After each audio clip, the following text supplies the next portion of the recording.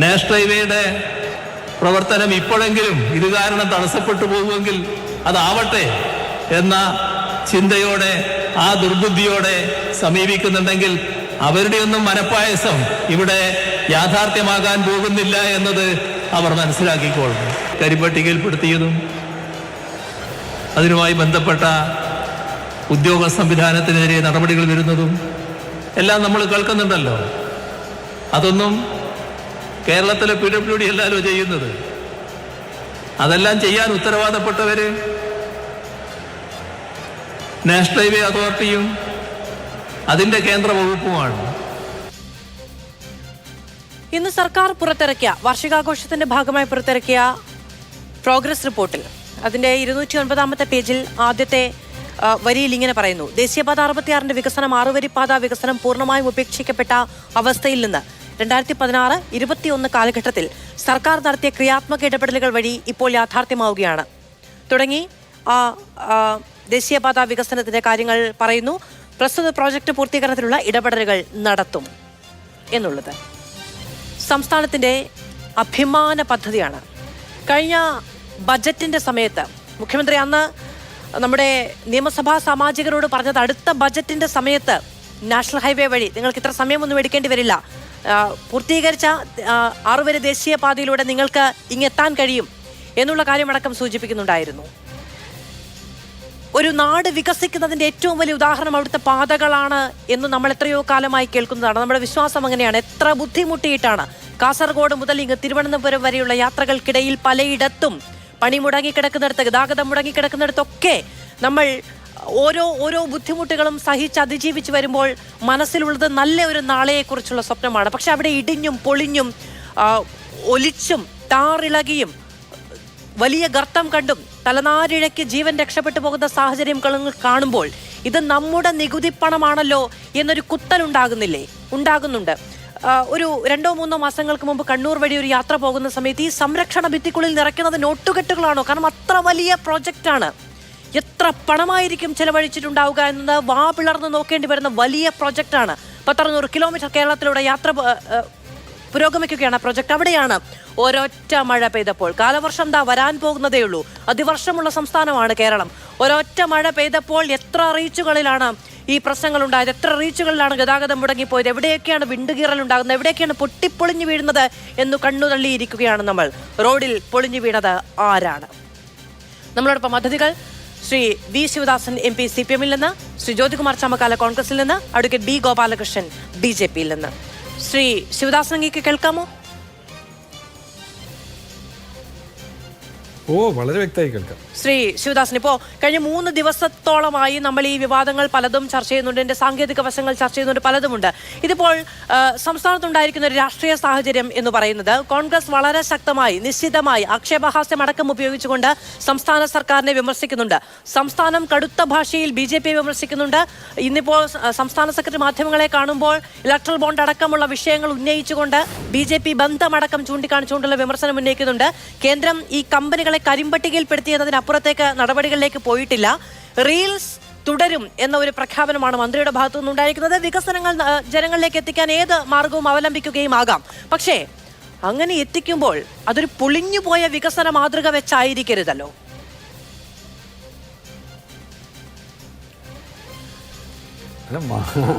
നിങ്ങൾ ഈ ചർച്ചയിൽ എന്താണ് ചോദിക്കുന്നത് എനിക്ക് മനസ്സിലാകുന്നില്ല. കാരണം നാഷണൽ ഹൈവേ ആണ്, ദേശീയപാത, അതിൻ്റെ നിർമ്മാണവും അതിൻ്റെ നിർമ്മാണത്തിന് ടെൻഡർ കൊടുക്കുന്നതും കരാറുകാരെ നിശ്ചയിക്കുന്നതും ഒക്കെ യൂണിയൻ ഗവൺമെൻറ്റിൻ്റെ ഡ്യൂട്ടിയാണ്, നാഷണൽ ഹൈവേ അതോറിറ്റിയുടെ ചുമതലയാണ്.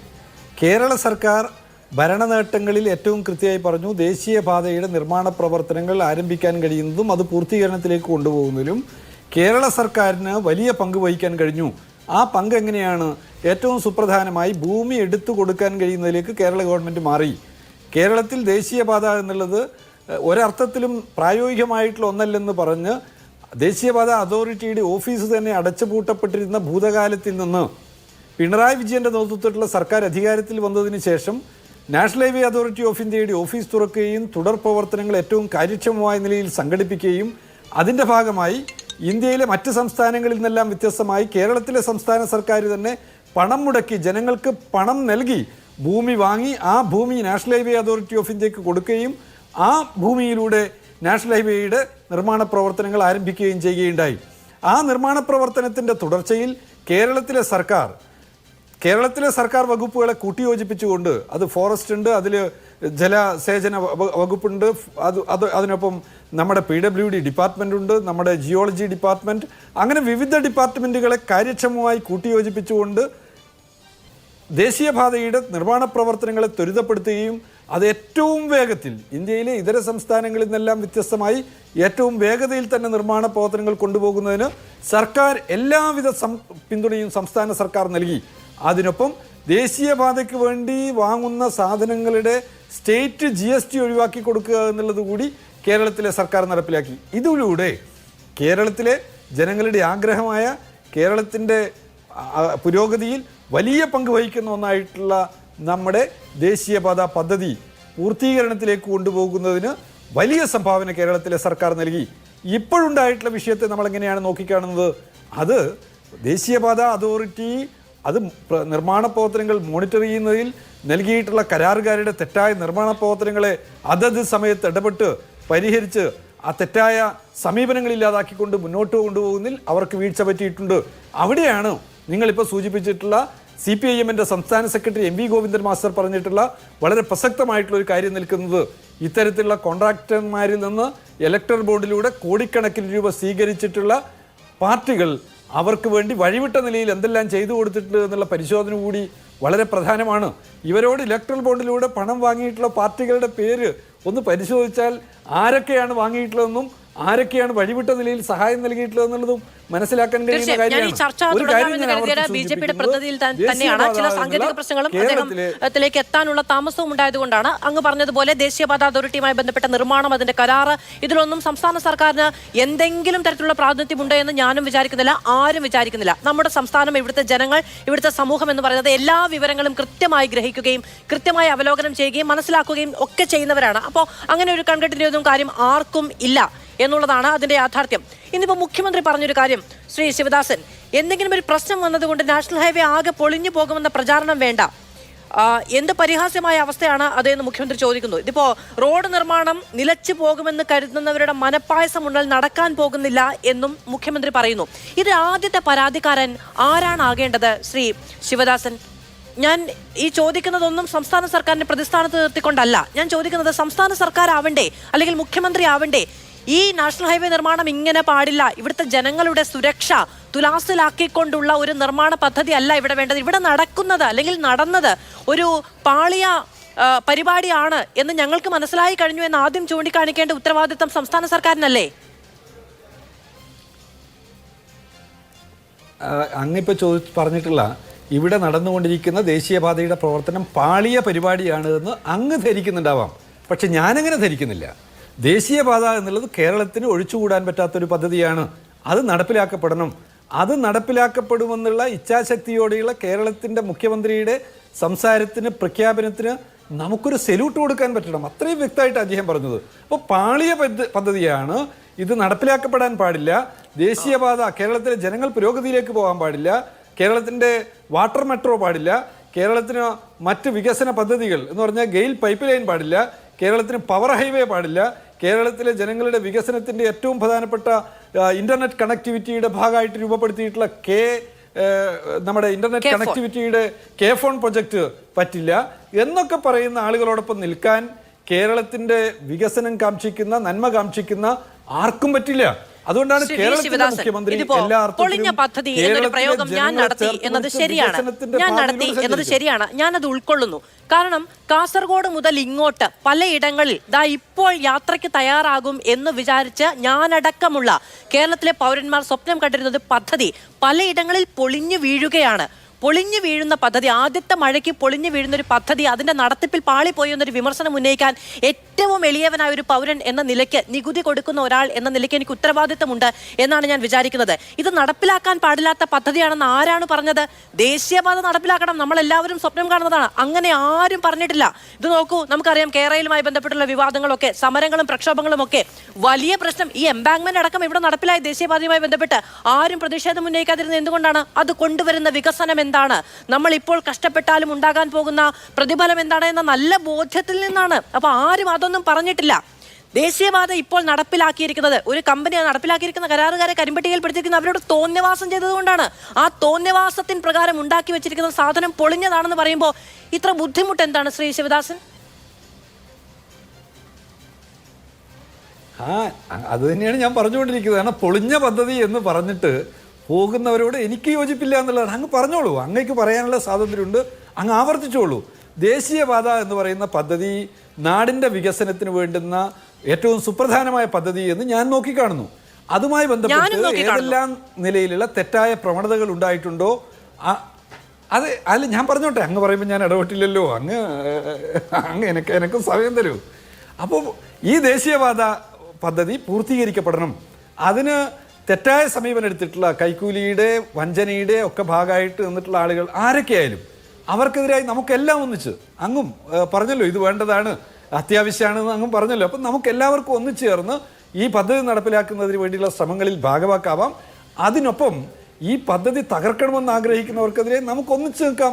ഒന്നിച്ചു നിന്ന് അവരെ നമുക്ക് തുറന്നു കാണിക്കാം. ഒറ്റ വാക്കിൽ അല്ലെങ്കിൽ ചുരുങ്ങിയ വരികളിൽ അങ്ങ് ഒരൊറ്റ കാര്യം കൂടി പറഞ്ഞാൽ എനിക്ക് കോൺഗ്രസിന്റെ പ്രതിനിധിയിലേക്ക് പോകാം. ആരാണ് ഈ പദ്ധതി നടപ്പിലാക്കാൻ പാടില്ല, അത് പൊളിഞ്ഞു പോകണമെന്ന് വിചാരിക്കുന്നവർ? അല്ല, അത് ഞാൻ വിശദീകരിക്കേണ്ടത് വല്ല കാര്യമുണ്ടോ? ഈ കേരളത്തിൽ ജീവിക്കുന്ന, കേരളത്തിൽ പത്രം വായിക്കുന്ന, കേരളത്തിലുള്ള ചിന്താശേഷിയുള്ള ആളുകളുടെ മുമ്പിൽ വ്യക്തമാണല്ലോ. വാട്ടർ മെട്രോയെ എതിർത്തവരാര്, ഗെയിൽ പദ്ധതി വരുമ്പോൾ എതിർത്തവരാര്, കേരളത്തിൽ പവർ ഹൈവേ വരുമ്പോൾ എതിർത്തവരാര്, പൊതുവിദ്യാഭ്യാസ ക്യാമ്പയിനെതിരായിട്ട് മുഖം തിരിഞ്ഞ് നിന്നവരാര്, കേരളത്തിൻ്റെ ചെറുകിട സംരംഭങ്ങൾ വ്യവസായ വകുപ്പിൻ്റെ കീഴിൽ ആരംഭിക്കാൻ പോകുമ്പോൾ അതിനെ അപഹസിച്ചവരാര്, ഇതൊക്കെ നമ്മുടെ മുമ്പിലുള്ള ചിത്രമാണ്. അപ്പൊ ഞാൻ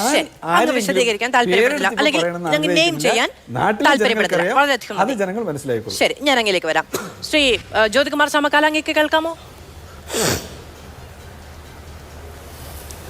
ശ്രീ ജ്യോതികുമാർ ചാമക്കാല, നിങ്ങളാണോ ദേശീയപാത വരരുത് എന്ന് വിചാരിക്കുന്നവർ, ഈ പദ്ധതി പൊളിഞ്ഞു പോകണം എന്ന് വിചാരിക്കുന്നവർ? കാരണം ഇതാ ഈ പ്രോഗ്രസ് റിപ്പോർട്ടിലെ ആദ്യ വരികളല്ല, ഈ വിഷയവുമായി ബന്ധപ്പെട്ട വരികൾ ഞാൻ വായിച്ചുകൊണ്ടാണ് ഈ ചർച്ചയിലേക്ക് തുടക്കം കുറിച്ചത്. 2016-21 കാലഘട്ടത്തിൽ നിർത്തിപ്പോയൊരു പദ്ധതി സർക്കാരിന്റെ ഇച്ഛാശക്തി കൊണ്ട് പുനർനിർമ്മിച്ചതിന്റെ നാണക്കേട് നിങ്ങൾക്കുള്ളത് കൊണ്ട് ആ കുശുമ്പ് ഇപ്പോൾ തീർക്കുകയാണോ എന്നുള്ളതാണ് ആവർത്തിച്ച് ഇടത് ഹാൻഡിലുകൾ ചോദിക്കുന്ന ഒരു കാര്യം. ദേശീയപാത അങ്ങനെ വരരുത് എന്ന് നിങ്ങൾ വിചാരിക്കുന്നുണ്ടോ? ഇപ്പോൾ നിങ്ങൾ ഉയർത്തുന്ന വിമർശനങ്ങളിൽ കേന്ദ്ര സർക്കാരിനെതിരെ നിങ്ങൾക്ക് മൂർച്ച കുറയുന്നത് അതുകൊണ്ടാണോ?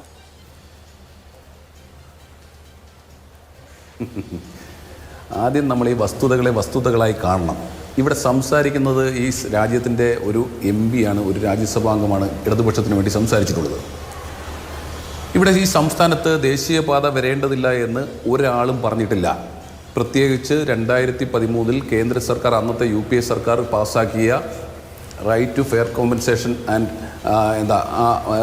റീഹാബിലിറ്റേഷൻ ആൻഡ് റീസെറ്റിൽമെൻറ്റ് ആക്ട് വന്നതിന് ശേഷം 2013 right to fair compensation and transparency in land acquisition rehabilitation and settlement act 2013 വരുന്നത് വരെ ഇവിടെ ആരും എതിർത്തിട്ടില്ല. അത് വരുന്നത് വരെ എതിർത്തിട്ടുണ്ട്, അതിനുശേഷം ആരും എതിർത്തിട്ടില്ല. കാരണം എന്താ, അതിനു മുമ്പ് ഈ പറയുന്ന പോലെ ലാൻഡ് അക്വിസിഷന് വളരെ തുച്ഛമായ നാമമാത്രമായ തുക മാത്രമായിരുന്നു ലഭിച്ചുകൊണ്ടിരുന്നതെങ്കിൽ ഇപ്പോൾ അങ്ങനെയല്ല. ഇപ്പോൾ ആ ആക്ട് UPA സർക്കാർ കൊണ്ടുവന്നതിന് ശേഷം ആവശ്യത്തിലധികം അല്ലെങ്കിൽ കൂടുതൽ നല്ല തുക ലഭിക്കുന്നുണ്ട്. അപ്പോൾ സ്വാഭാവികമായും ഇതുമായി ബന്ധപ്പെട്ട് നമ്മുടെ മുമ്പിലുള്ള പ്രശ്നങ്ങൾ എന്തൊക്കെയാണ്?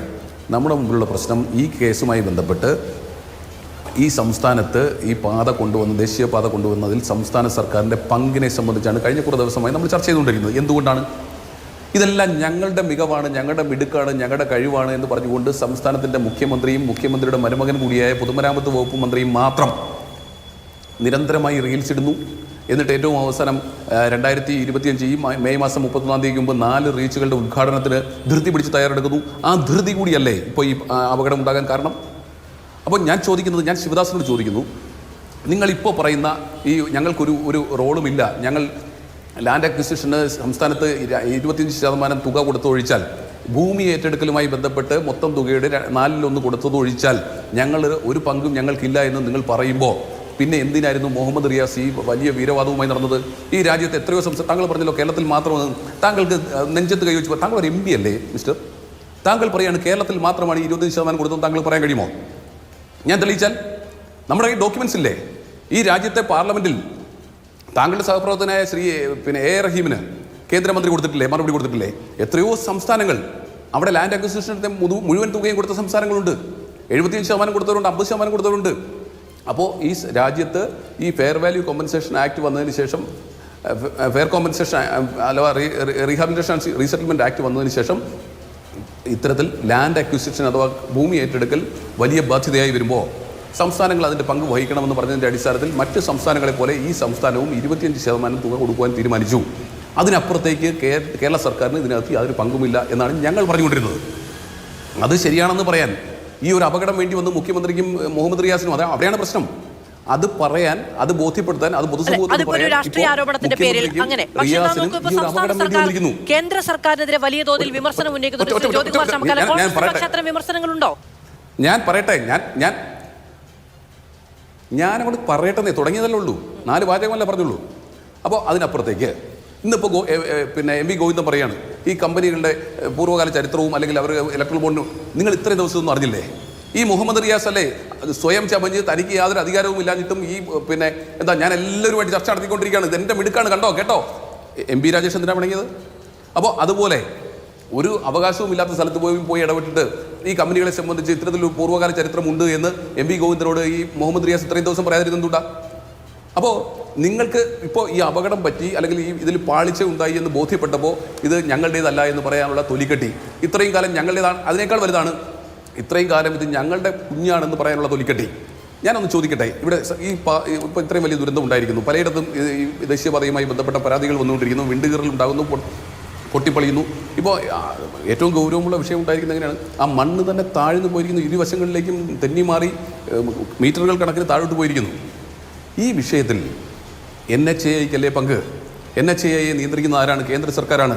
ആ NHAIയുമായി ബന്ധപ്പെട്ട് എന്തൊക്കെ നടപടികൾ സ്വീകരിച്ചു? ഇത്തരത്തിൽ ഈ കരാർ കമ്പനികളെ ഏൽപ്പിക്കുമ്പോൾ ആ കരാർ കമ്പനികൾ തങ്ങൾ നിശ്ചയിച്ചു കൊടുത്ത ഡിസൈൻ അനുസരിച്ച്, ഡ്രോയിങ് അനുസരിച്ച് അതിൻ്റെ എക്സിക്യൂഷൻ നടക്കുന്നു എന്ന് ഉറപ്പുവരുത്തേണ്ട ബാധ്യത ഈ NHAIക്ക് ഉണ്ടായിരുന്നില്ലേ?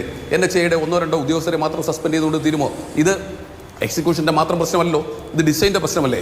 തുടക്കം മുതൽ 2018-19 മുതൽ ആ പ്രദേശവാസികൾ പറഞ്ഞുകൊണ്ടിരുന്നില്ലേ ഇത്തരത്തിലല്ല ഇവിടെ വേണ്ടത്, എംബാങ്ക്മെൻറ്റ് കെട്ടിക്കൊണ്ടുള്ള ഒരു നിർമ്മാണ രീതി ശരിയല്ല.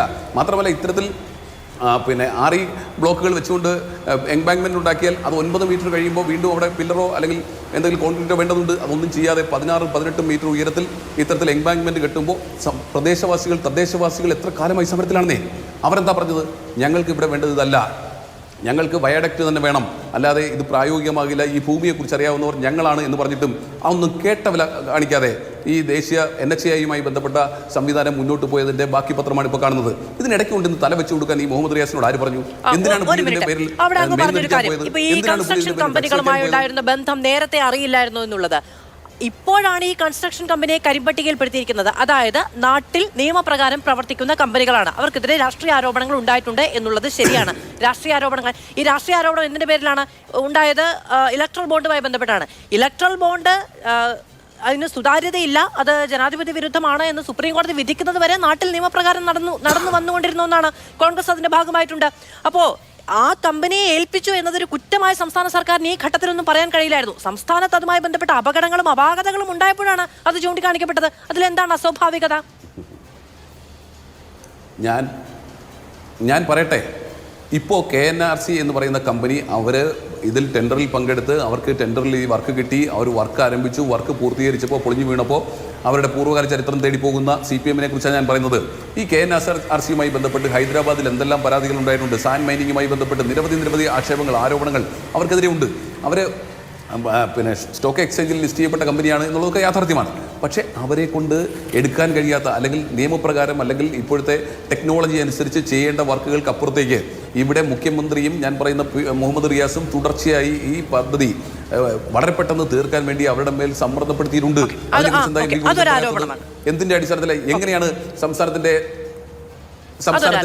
പിന്നെ പൊതുമരാമത്ത് മന്ത്രി ഇത്രാം തീയതി ഞങ്ങൾ 4 റീച്ച് ഉദ്ഘാടനം ചെയ്യുമെന്ന് പറയാൻ സംസ്ഥാനത്തിന്റെ പൊതുമരാമത്ത് വകുപ്പ് മന്ത്രിയോട് ആരാ നിർദ്ദേശിച്ചത്? എന്തുകൊണ്ടാണ് ആ സന്ദർഭങ്ങളൊന്നും BJP-യുടെ കേന്ദ്ര നേതൃത്വമോ അല്ലെങ്കിൽ BJP-യുടെ സംസ്ഥാന പ്രസിഡന്റോ ഇതിൽ സംസ്ഥാന സർക്കാരിൻ്റെ റോളിനെ സംബന്ധിച്ച് കൃത്യത വരുത്താതിരുന്നത് ഞങ്ങൾ എത്രയോ തവണ പറഞ്ഞു. അപ്പോഴും BJP നേതാക്കന്മാർ പലപ്പോഴും പറയാൻ വന്നിട്ടില്ല. അപ്പോൾ അവിടെ അതാണ് പ്രശ്നം. ഈ മുഖ്യമന്ത്രിക്കും മുഹമ്മദ് റിയാസിനും മേനി നടിക്കാനുള്ള അവസരമായി ഈ പ്രോജക്റ്റിനെ വിട്ടുകൊടുക്കുന്നതിൽ BJPയും കണ്ണടച്ചു കൊടുത്തു എന്നുള്ള യാഥാർത്ഥ്യം നമ്മുടെ മുമ്പിലുണ്ട്. അശാസ്ത്രീയമായ നിർമ്മാണത്തിൽ അതിവേഗം പൂർത്തീകരിക്കാനുള്ള സമ്മർദ്ദമടക്കം സംസ്ഥാന സർക്കാർ ചെലുത്തി എന്നൊരു ആരോപണമാണ് കോൺഗ്രസ് മുന്നോട്ട് വെക്കുന്നത്. ഞാൻ അങ്ങേക്ക് വരാം. അഡ്വക്കേറ്റ് ബി ഗോപാലകൃഷ്ണൻ അങ്ങേക്ക് കേൾക്കാം എന്ന് ഞാൻ വിചാരിക്കുന്നു. അഡ്വക്കേറ്റ് ബി ഗോപാലകൃഷ്ണൻ, ദേശീയപാതയുമായി ബന്ധപ്പെട്ട് BJPക്കെതിരെ ഇന്ന് സംസ്ഥാന സർക്കാരിന്റെ നേതൃത്വം നൽകുന്ന പാർട്ടി CPM ഉന്നയിച്ചിരിക്കുന്ന ആരോപണങ്ങൾ ഒരു വശത്ത്, അതുമായി ബന്ധപ്പെട്ടതായി ഇപ്പോൾ കോൺഗ്രസ് ഉന്നയിക്കുന്ന ആരോപണങ്ങൾ മറുവശത്ത്. മറ്റൊന്ന് വലിയ കൊട്ടിഘോഷിക്കലായിരുന്നു അല്ലേ? സംസ്ഥാനത്ത് ദേശീയപാത വരുന്നു, കേന്ദ്ര സർക്കാരിന്റെ മുഴുവൻ, അതായത് ഒരു തരത്തിലും സംസ്ഥാനത്തെ സഹായിക്കുന്നില്ല എന്ന് പറഞ്ഞു നടത്തുന്ന പ്രചാരണങ്ങൾക്കൊക്കെ മറുപടിയായി ദേശീയപാത ഇങ്ങനെ നീണ്ടു നിവർന്ന് വികസനത്തിന്റെ പതാകവാഹകമായി കിടക്കുകയാണ് എന്നതടക്കമുള്ള അവകാശവാദങ്ങളൊക്കെ ഒരൊറ്റ മഴയത്ത് പൊളിഞ്ഞു പോവുകയാണ്. ഈ നടത്തിപ്പിന്റെ ഉത്തരവാദിത്തം മികച്ച കമ്പനികളെ ഏൽപ്പിക്കുക, അതിൽ അഴിമതി ഉണ്ടായില്ല, അതിൽ അപാകതയില്ല, കെടുകാര്യസ്ഥതയില്ല, അശാസ്ത്രീയതയില്ല എന്ന് ഉറപ്പുവരുത്തുന്നതിന് അടക്കം ഉത്തരവാദിത്തം കേന്ദ്ര സർക്കാരിൽ നിക്ഷിപ്തമല്ലേ?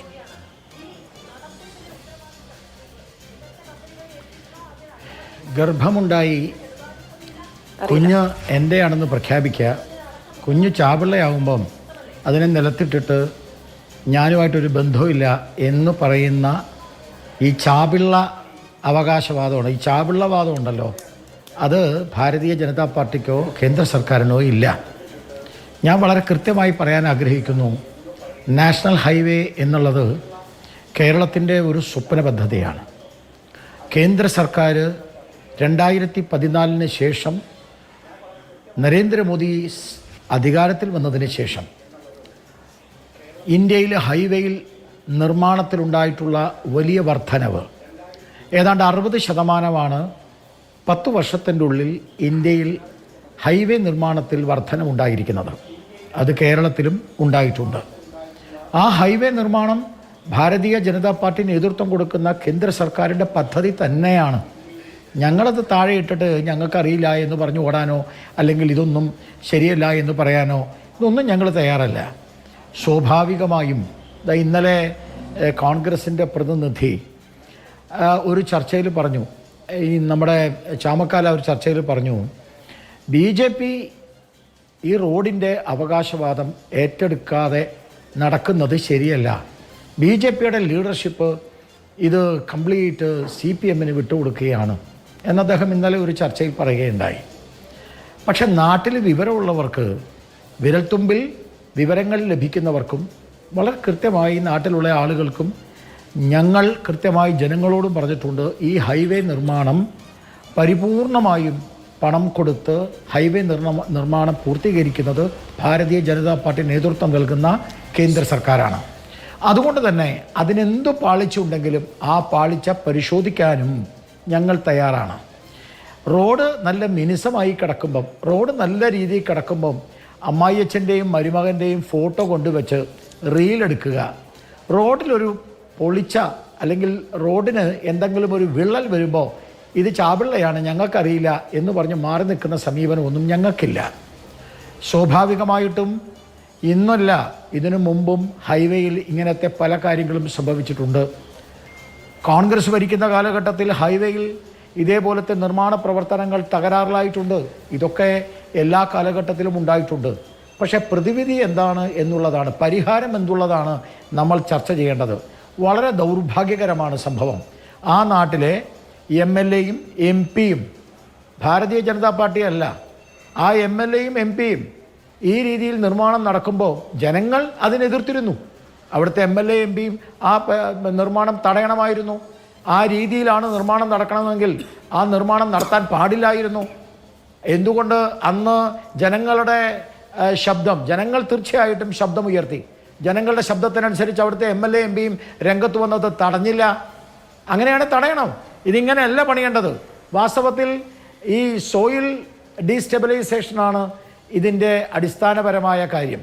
ഈ സോയിൽ ഡീസ്റ്റെബിലൈസേഷൻ വന്നാൽ മണ്ണ് ലൂസായിട്ട് പോകും. വാസ്തവത്തിൽ അവിടെ പണിയേണ്ടിയിരുന്നത് ഒന്നുകിൽ വെൽ ഫൗണ്ടേഷൻ ആയിരുന്നു, അല്ലെങ്കിൽ പൈൽ ഫൗണ്ടേഷൻ ആയിരുന്നു. ഈ പൈൽ ഫൗണ്ടേഷനും വെൽ ഫൗണ്ടേഷനും കേരളത്തിലെ ധാരാളം ബ്രിഡ്ജുകളിൽ പണിഞ്ഞിട്ടുണ്ട്, ഹൈവേകളിൽ പണിഞ്ഞിട്ടുണ്ട്. അവിടുത്തെ മണ്ണ് ലൂസാണ് എന്ന് ഈ കമ്പനിക്കാർക്ക് മനസ്സിലാവാൻ കഴിയാതെ പോയിട്ടുണ്ടെങ്കിൽ, അല്ലെങ്കിൽ അവർ തരികട കാണിച്ച് അവർ അഡ്ജസ്റ്റ്മെന്റ് ചെയ്തിട്ടുണ്ടെങ്കിൽ അവിടുത്തെ മണ്ണ് ലൂസാണ്, ഈ റോഡ് ബി ഗോപാലകൃഷ്ണൻ, അതായത് എന്ത് പണിയണം എന്ന് തീരുമാനിക്കുന്നത് കരാർ കമ്പനി അല്ല. അവിടെ ഈ എംബാങ്ക്മെന്റ് പണിയണമോ അതോ അവിടെ പാലം പണിയണമോ എന്ന് തീരുമാനിക്കുന്നത് കരാർ കമ്പനി അല്ല, അത് NHAI ആണ്. അവരാണ് അവിടെ മണ്ണ് പരിശോധന നടത്തേണ്ടത്, അവരാണ് ഡിസൈൻ നടപ്പിലാക്കുന്നത്, DPR ഉണ്ടാക്കുന്നത്, എല്ലാം ആരാണ്? NHAI ആണ്. അതിനുശേഷം കരാർ കമ്പനിക്കാർ അത് ചെയ്തില്ല ഇത് ചെയ്തില്ല എന്ന് പറഞ്ഞാൽ അവരുടെ തലയിൽ വെച്ച് കൊടുക്കുന്നത് മുട്ടായുക്തിയല്ലേ? നിങ്ങൾ NHAI പറഞ്ഞു വന്ന് എന്താ കുഴപ്പമോ? ഞാൻ പറഞ്ഞത് NHAI ആയാലും ശരി, നാഷണൽ ഹൈവേ അതോറിറ്റി ആയാലും ശരി, കരാർ കമ്പനിക്കാരായാലും ശരി, എങ്ങനെ പണിയണം എന്നുള്ളതിനെ കുറിച്ച് അവിടുത്തെ മണ്ണിൻ്റെ സോയിലിൻ്റെ ഡീസ്റ്റെബിലൈസേഷൻ കൃത്യമായി മനസ്സിലാക്കാൻ അവർ ശ്രമിക്കാതിരിക്കുകയോ അല്ലെങ്കിൽ ഒരു തട്ടിപ്പിൻ്റെ പേരിൽ അവർ ആ രീതിയിൽ ചെയ്യുകയോ ചെയ്തിട്ടുണ്ടാവാം. ഞാനത് നിഷേധിക്കുന്നില്ല. ഞാൻ ചോദിക്കുന്നത്, ഈ കാര്യങ്ങൾ അറിയുന്ന MPയും MLAയും അവിടെ ഇല്ലേ? എന്തേ അവർ രംഗത്ത് വന്ന് തടഞ്ഞില്ല? ഒരു റോഡ് വീഴുമ്പോൾ അല്ലെങ്കിൽ റോഡിന് പ്രശ്നം ഉണ്ടാകുമ്പോൾ പ്രതിഷേധിക്കാൻ മാത്രമല്ല, എൻ്റെ നാട്ടിൽ കൂടി റോഡ് പോകുമ്പം ആ റോഡിൽ കൃത്യമായിട്ടുള്ള സിമെൻറ്റും മണലും അല്ലെങ്കിൽ ടാറും ഇല്ലെങ്കിൽ അത് ചോദിക്കേണ്ട ചുമതല എനിക്കുണ്ട്, അവിടുത്തെ MLAക്കുണ്ട്, അവിടുത്തെ MPക്കുണ്ട്. ഇവരാരെങ്കിലും ആ രീതിയിൽ ഇന്ന സ്ഥലത്ത് ഇന്ന രീതിയിൽ പണിയണം, ഇല്ലെങ്കിൽ ഇത് തകരാറാണ് എന്ന് പറഞ്ഞു. പല യോഗങ്ങളുടെ ഭാഗമാവുകയും ഒക്കെ ചെയ്തിട്ടുണ്ട്. അത് നമുക്ക് CPM-ന്റെ പ്രതിനിധിയോട് ചോദിക്കാം. പക്ഷെ അവർ പോയി പരിശോധിക്കാത്തത് കൊണ്ടാണ്, അവർ പോയി മണ്ണ് പരിശോധന നടത്താത്തതുകൊണ്ടാണ്, അവർ പോയി കൃത്യമായ അളവിലാണോ പ്രഷറിലാണോ ഇത് ചെയ്യുന്നത് എന്ന് നോക്കാത്തത് കൊണ്ടാണ് ഈ സംഭവം ഉണ്ടായതെന്ന് പറയാൻ കഴിയില്ലോ. ആത്യന്തികമായ നിർമ്മാണ ഉത്തരവാദിത്തം ആരുടെ ഭാഗത്താണ് കിടക്കുന്നത് എന്നതിന് മറ്റുള്ളവരുടെ നേർക്ക് വിരൽ ചൂണ്ടിയാൽ പരിഹാരമാവുന്ന ഒന്നാണോ?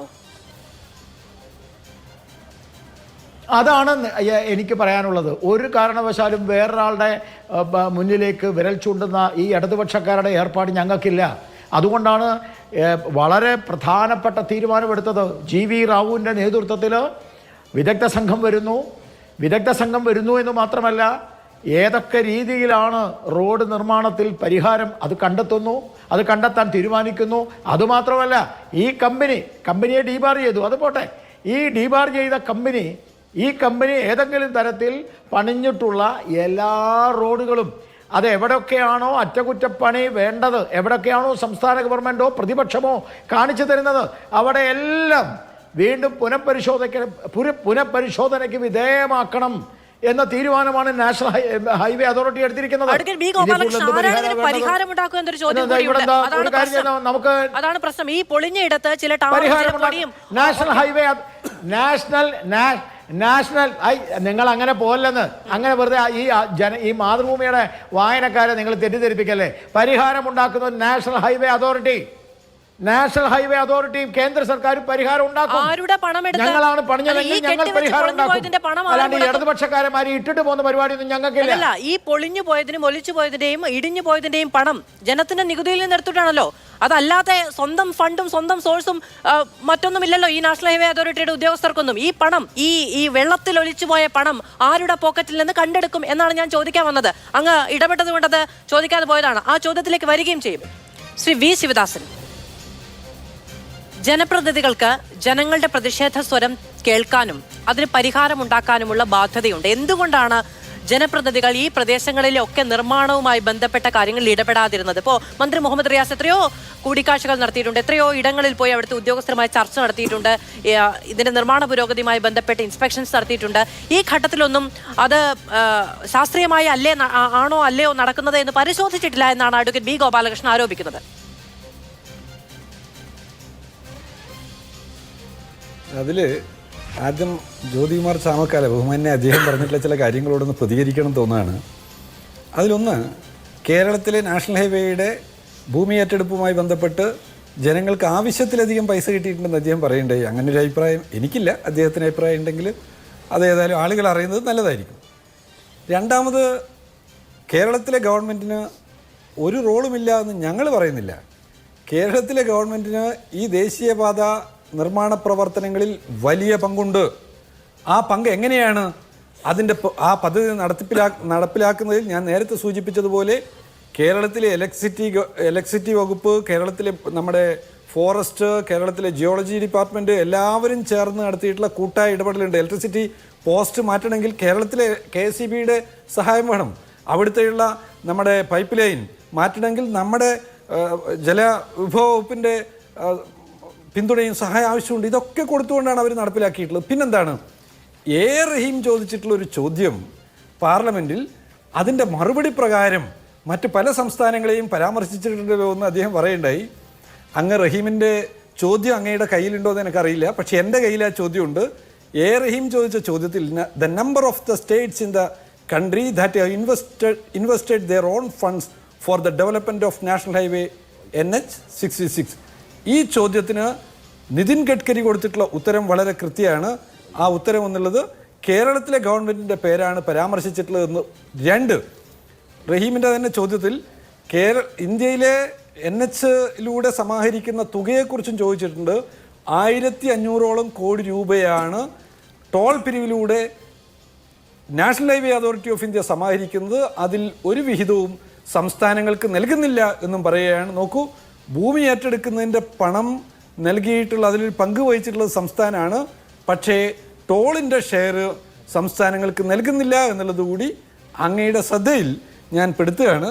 ഇനി മറ്റൊരു കാര്യം ശ്രദ്ധപ്പെടുത്താനുള്ളത്, ഈ നാഷണൽ ഹൈവേയുടെ നിർമ്മാണ പ്രവർത്തനങ്ങളുമായി ബന്ധപ്പെട്ട് കേരളത്തിലെ സർക്കാർ നടത്തിയിട്ടുള്ള ഇടപെടലുകളാണ്. ഞാൻ ആദ്യത്തെ കാലത്തുണ്ടായിട്ടുള്ള സമീപനത്തെയും സൂചിപ്പിച്ചു. നാഷണൽ ഹൈവേയുടെ അതോറിറ്റിയുടെ ഓഫീസ് പൂട്ടിപ്പോകേണ്ടി വന്നൊരു കാലം ഉണ്ടായി.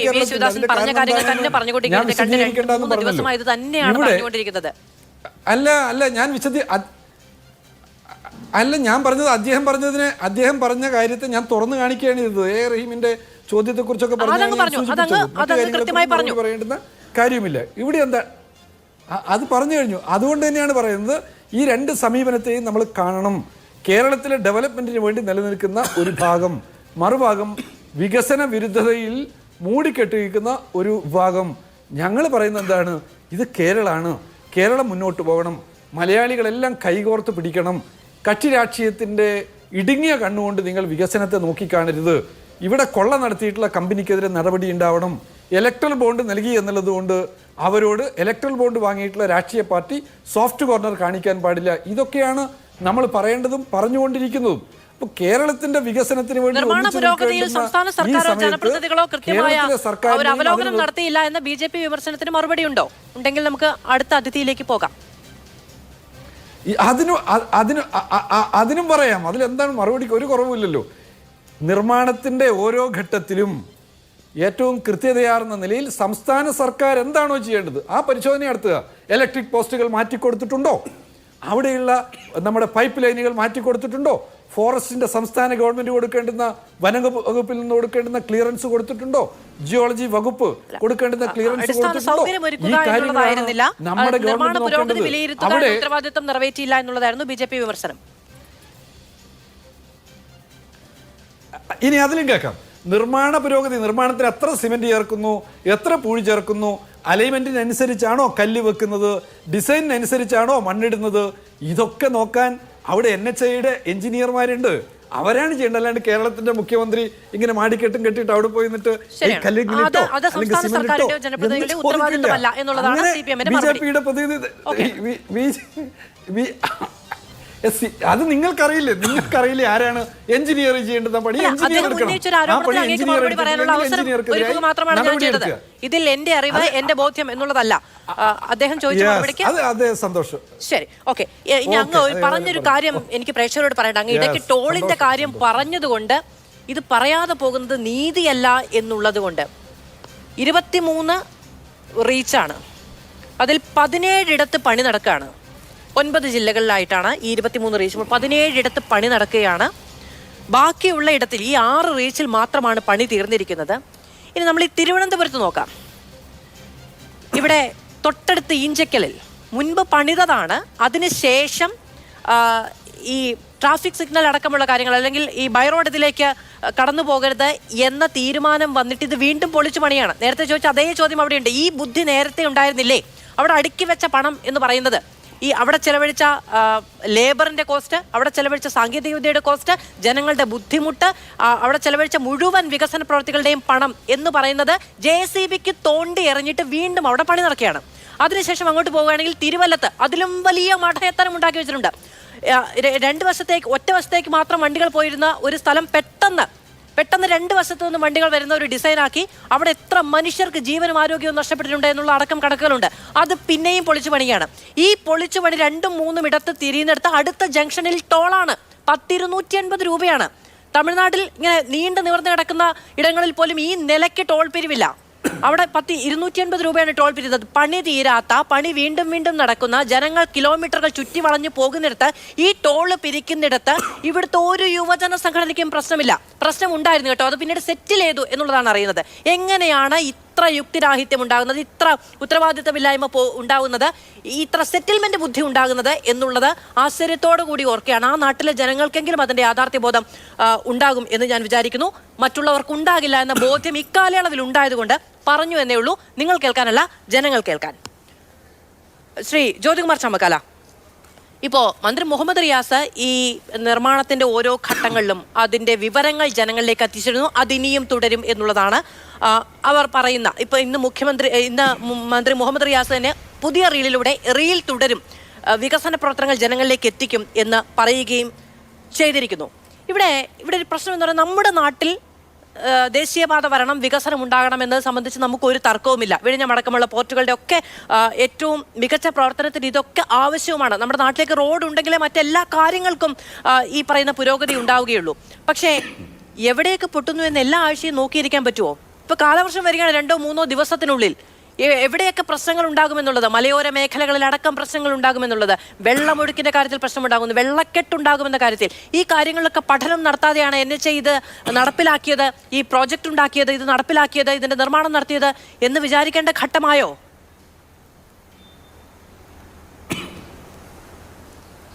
എന്ന് വിചാരിക്കുന്നത് ഇനി എന്താ, പഴുപ്പിരെ പോണോ? ഇവിടെ ദേശവാസികൾ പോലും തുടക്കം മുതൽ പറയുന്നു, നിങ്ങളിങ്ങനെ ചെയ്താൽ ഇതിവിടെ താങ്ങില്ല. ആ ഭൂമിശാസ്ത്രപരമായ ഘടന അറിയാവുന്നവർ, അവിടുത്തെ കർഷകരുൾപ്പെടെ, സാധാരണക്കാരുൾപ്പെടെ ഇത് പറഞ്ഞിട്ടും ഇതൊന്നും കേൾക്കാതെ തോന്നുംപടി ചെയ്തിട്ട് ഇനിയും അതിനെക്കുറിച്ച് പരിശോധിക്കണമെന്ന് പറഞ്ഞാൽ എന്ത് ലോജിക്കാവുള്ളത്? നോക്കൂ, ഇവിടെ നമുക്ക് കൃത്യമായി ഒരു പറഞ്ഞത് മാത്രം മറുപടി പറയാം. ഗോപാലകൃഷ്ണൻ പറഞ്ഞു ഹൈവേ നിർമ്മാണവുമായി ബന്ധപ്പെട്ട്. മിസ്റ്റർ ഗോപാലകൃഷ്ണൻ, ഈ രാജ്യത്ത് 2013 കേന്ദ്ര സർക്കാർ, അന്നത്തെ UPA സർക്കാർ കൊണ്ടുവന്നത് right to compensation, fair compensation എന്ന് പറയുന്ന act, rehabilitation and resettlement act 2013 വന്നതിന് ശേഷമാണ് ഇത്രയും തുക കൊടുത്തുകൊണ്ട് ലാൻഡ് അക്വിസിഷൻ പൂർത്തീകരിക്കാൻ കഴിയുന്നതും ലാൻഡ് വിട്ടുകൊടുക്കാൻ ഭൂ ഉടമകൾ തയ്യാറാകുന്നതും എന്ന യാഥാർത്ഥ്യം താങ്കൾ മറക്കരുത്. അതിന് ആണിക്കല്ലിട്ടത്, അതിന് തുടക്കമിട്ടത്, ആ നിയമം കൊണ്ടുവന്നത് UPA സർക്കാരാണ്, മൻമോഹൻ സിംഗിൻ്റെ കരുത്തുള്ള സർക്കാരായിരുന്നു. അതിൻ്റെ തുടർച്ചയായിട്ടാണ് ഇപ്പോൾ ഭൂമി ഏറ്റെടുക്കൽ എളുപ്പത്തിലായത്. ഞാൻ പറഞ്ഞത് ആവശ്യത്തിലധികം ഭൂമി പൈസ കിട്ടിയെന്നൊക്കെ പറഞ്ഞതിനെ കുറിച്ച് ശിവദാസും പറഞ്ഞു.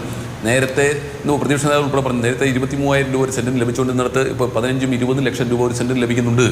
അതുകൊണ്ടാണ് ജനങ്ങൾ സ്വമനസാലെ ഇത് വിട്ടുകൊടുക്കാൻ തയ്യാറാകുന്നത്. ആ നിയമം കൊണ്ടുവന്ന പ്രധാനമന്ത്രിയുടെ പേരാണ് മൻമോഹൻ സിംഗ്. അത് കൊണ്ടുവരുമ്പോൾ സ്വാഭാവികമായിട്ട് നിങ്ങൾ പറയും ഷെഡ്യൂൾ 4 അതിൽ ഉൾപ്പെടുത്തിയിരുന്നില്ല എന്ന്.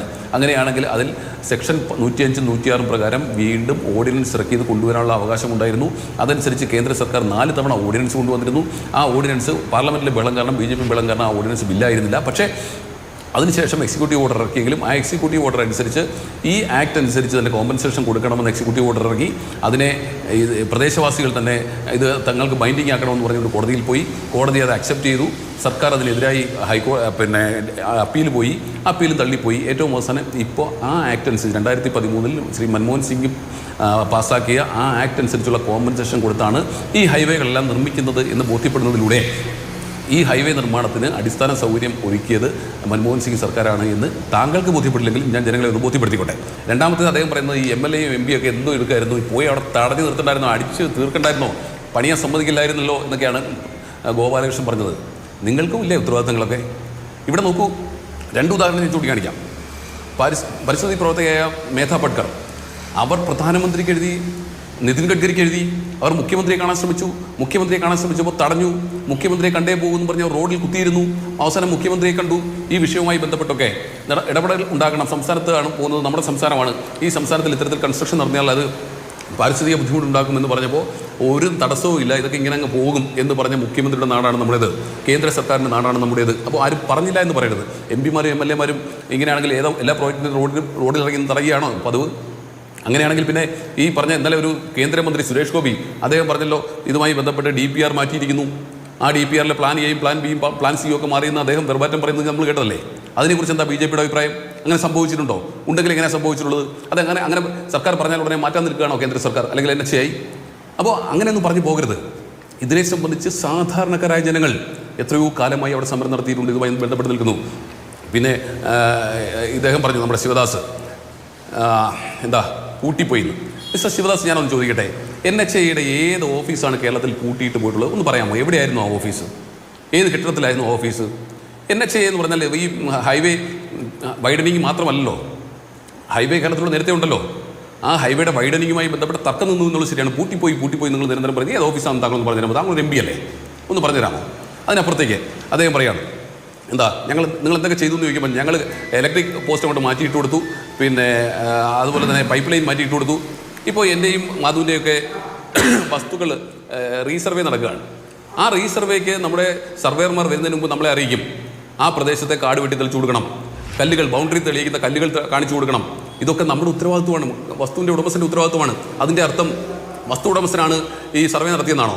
അല്ല, അത് സർവേ ഡിപ്പാർട്ട്മെൻറ്റ് നടത്തുന്നത്. ഇവിടെ NHAIയെ സംബന്ധിച്ചും ഇത്തരത്തിൽ പണികൾ നടക്കുമ്പോൾ സൈഡിലുള്ള പോസ്റ്റൊക്കെ മാറ്റിയിട്ട് കൊടുക്കേണ്ടത് സ്വാഭാവികമായും സംസ്ഥാന സർക്കാരിൻ്റെ ബാധ്യതയാണ്. അതിനെന്താണെന്ന് ഈ റീൽ എടുക്കാനും അവിടെ പോയി നിൽക്കാനും മുഹമ്മദ് റിയാസിന് കാര്യം? ഇലക്ട്രിസിറ്റി വകുപ്പല്ലേ അത് ചെയ്യേണ്ടത്? അങ്ങനെയാണെങ്കിൽ അവിടെ പറയേണ്ടത് ഇലക്ട്രിസിറ്റി കൃഷ്ണൻകുട്ടിയല്ലേ പറയേണ്ടത്? അതിനപ്പുറത്തേക്ക് ഫോറസ്റ്റുമായി ബന്ധപ്പെട്ടാണെങ്കിൽ AK ശശീന്ദ്രനല്ലേ പറയുന്നത്? അവിടെയൊക്കെ എന്താണ് മുഹമ്മദ് റിയാസിന് കാര്യം? അവിടെയാണ് പ്രശ്നം. ഇത് നിങ്ങളുടെ ആഗോള സംഭവമാക്കി മാറ്റാൻ നിങ്ങൾ ശ്രമിച്ചു, അവിടെ നിങ്ങൾ തകർന്നുപോയി. ഇനി താങ്കൾ പറഞ്ഞ റഹീമുമായി ബന്ധപ്പെട്ട വിഷയം, ആ റഹീമുമായി ബന്ധപ്പെട്ട വിഷയത്തെ സംബന്ധിച്ച് ഞാനൊന്ന് സൂചിപ്പിക്കട്ടെ. താങ്കൾ പറഞ്ഞല്ലോ ഏത് സ്റ്റേറ്റിലാണ് ഇത്തരത്തിൽ NHAIയുടെ ടോൾ ഷെയർ ചെയ്യാനുള്ള പ്രൊവിഷൻ ഉള്ളത്? താങ്കൾ എന്നെ ഒന്ന് ബോധ്യപ്പെടുത്തരാമോ? ഈ റഹീം ചോദിച്ച ക്വസ്റ്റ്യൻസിൽ ക്വസ്റ്റ്യൻ നമ്പർ C, അതിലെന്താണ് അതിൻ്റെ ആൻസർ എന്നറിയാമോ? ആ ചോദ്യം ഞാനൊന്ന് വായിക്കാം ആദ്യം.